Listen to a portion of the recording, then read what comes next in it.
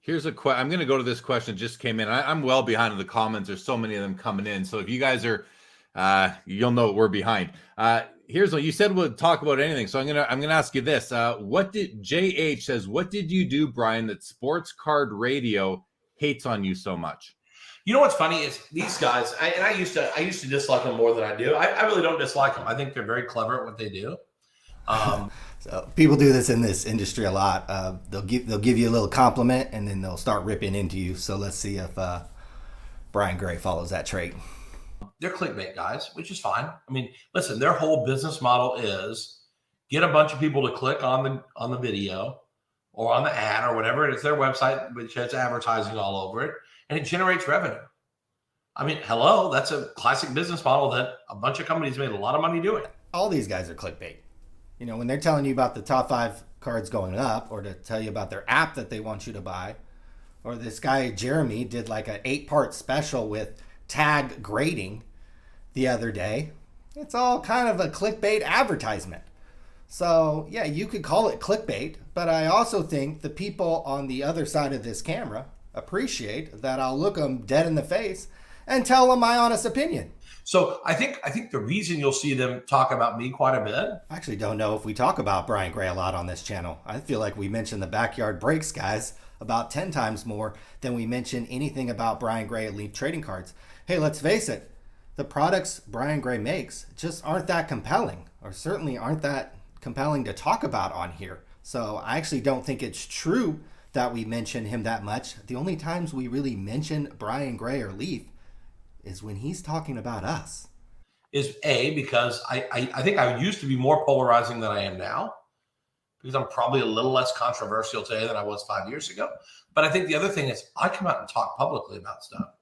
See, what fun is it to like bully on someone who doesn't say anything back to you? You know, I think this big, huge guy from Texas is suggesting that we're over here bullying him.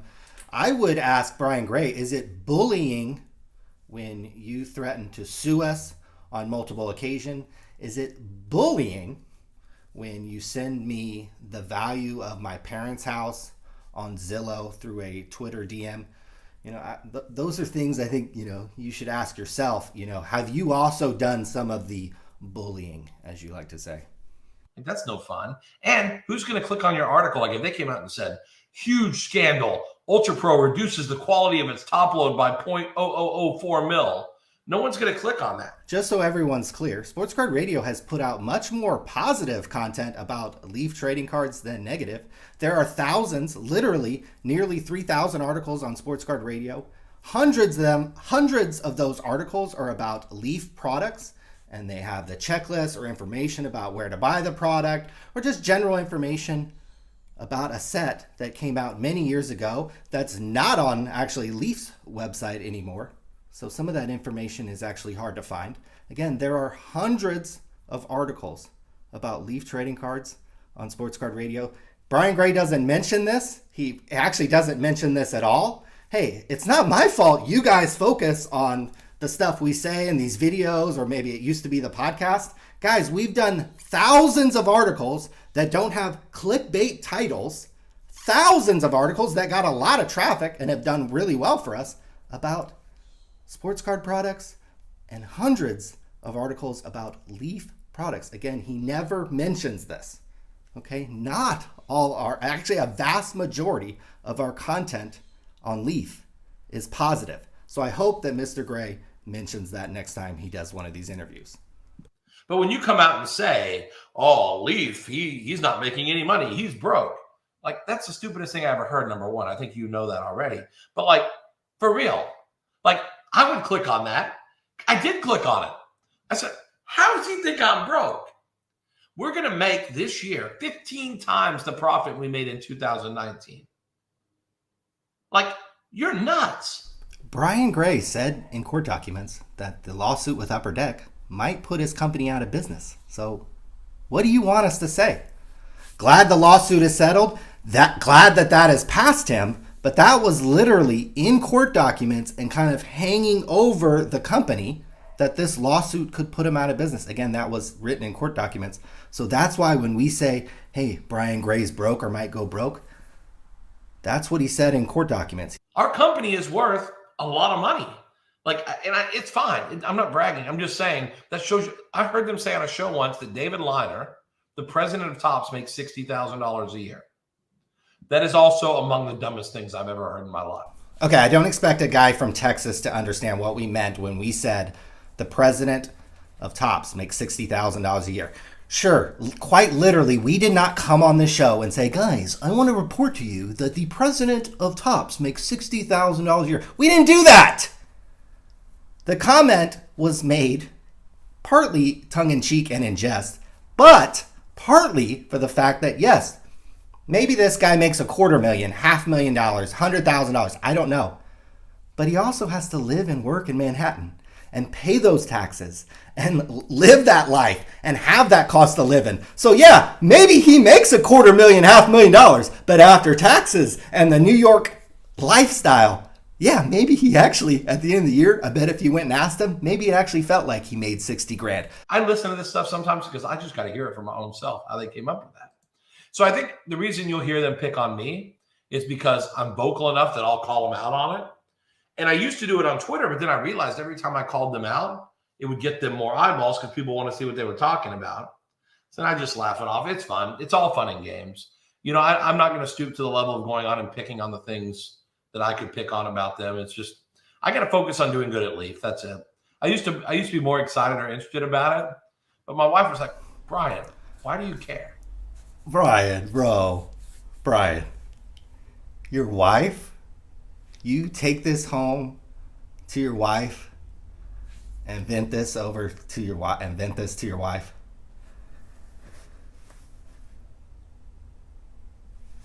Brian, I can assure you, hey, we're different people. You're more like AC Green. I'm trying to be more like Wilt Chamberlain. I can assure you, BG, that none of the girls that I've spent time with over the last several years, I've ever mentioned your name, anything about Leaf trading cards, anything about our history has ever come up. Gosh dang, you lucky you married. You better hold on to that one, that she allows you to come home and vent about this garbage. Oh, BG. Oh, my goodness. Wow. The real estate we hold up in your head, BG. Boy, oh, boy. We about own your whole head. And I said, well, you know, I work hard to have a good reputation and do everything right, whatever. And you know what she said to me? First, she gave me the wife answer, which is, babe, you know the kind of guy you are. Oh, that's all great. But she knew that wasn't doing it. So she said, Brian, look at the scoreboard. And I looked up at the scoreboard and said, oh, I won. You know, I'm in good shape. I'm up by 40. They're not catching me, these guys. So it's okay. You know, all fun and games. Listen, I actually don't mind them because I think they say some things that are pretty smart.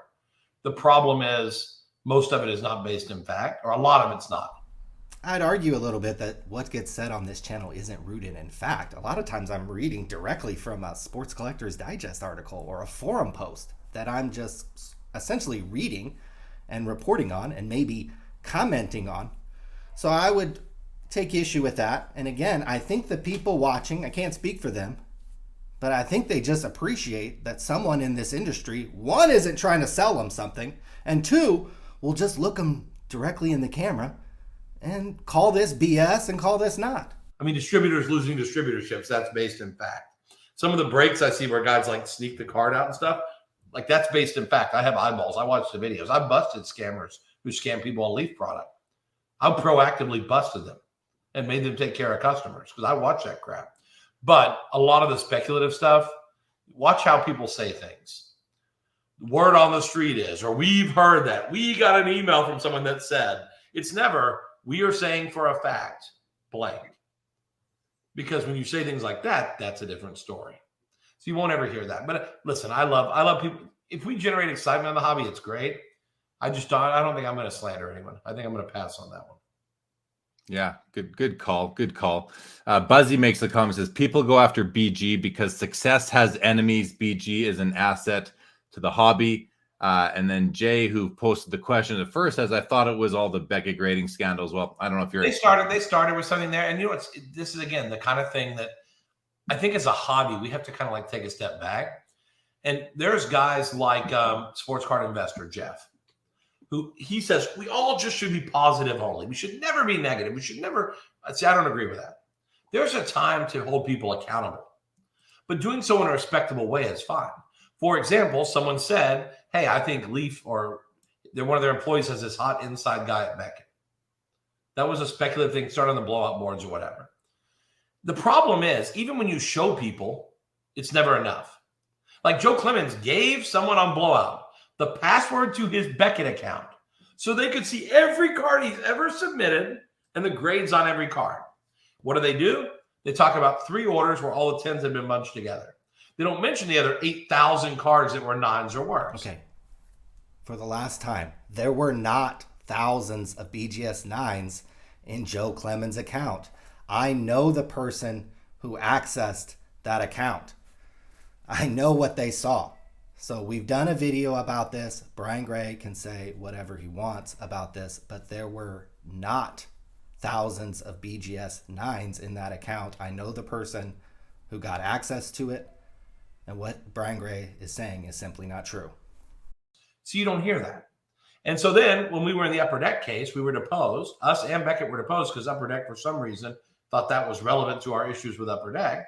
And they asked me, Joe Clemens, Beckett, does Leaf have any advantage over any other dealer in the grading process? Everybody under oath swore no. But these guys who have a web show, who know nothing, have never seen a thing in their life, know better than 3 guys that swore under oath. People have lied under oath since the beginning of time, but second of all, we have not seen those transcripts from that court proceeding. So Brian Gray, why don't you release those?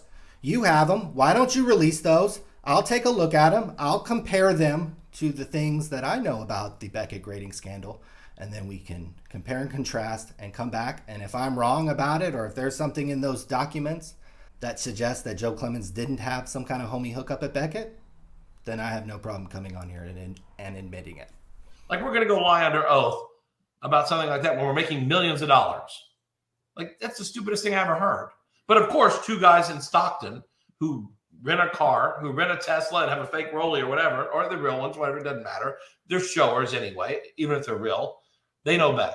Like, that's just dumb. I hate stuff like that. All right, let's move on. That makes me so frustrated. I'm telling you. Oh, poor BG got frustrated. So time to move on. I think what a lot of you guys don't understand is you guys show these pictures of men on Instagram and YouTube and Twitter and Facebook like it's a freaking bar of gold, or it's like a freaking Maserati, or it's like the freaking most expensive watch you've ever seen in your life, or it's like a freaking 10 sitting over there on the beach that you want to go talk to.